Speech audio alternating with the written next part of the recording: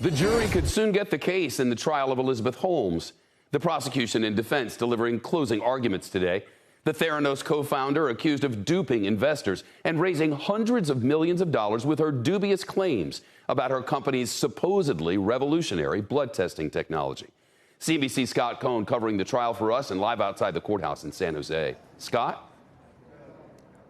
Shep, 13 weeks of testimony, more than 30 witnesses, hundreds of pieces of evidence, all boiling down now to a few hours of closing arguments and soon a reckoning for 37-year-old Elizabeth Holmes, who could face up to 20 years in prison if she's convicted.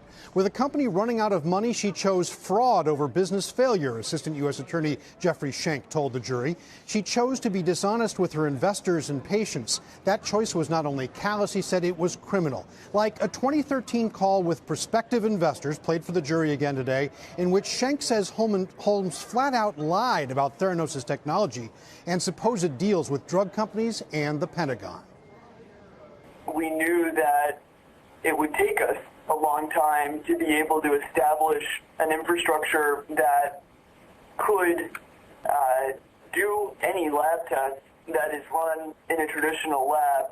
And we thus built the business around our partnerships with pharmaceutical companies and our contracts with the military. Taking on Holmes' claims that she was abused by Chief Operating Officer Sunny Balwani, her former boyfriend, abuse that Balwani denies. Schenck argued essentially that it was irrelevant. You do not need to decide whether that abuse happened in order to render a verdict, Schenck argued. Of course, completely different picture that is from Holmes' defense attorney Kevin Downey, arguing before the jury that Holmes did not intend to commit fraud. Elizabeth Holmes was building a company, not a criminal enterprise, he argued. He said the government deliberately left out Theranos' legitimate successes, including 11 different programs it was running with big pharma companies. And when Holmes added some of their logos to reports that were later sent out to investors, the companies, he argued, were fine with it. He also said that Holmes was paying attention to glowing reports that she was getting from inside the company and outside the company about the technology.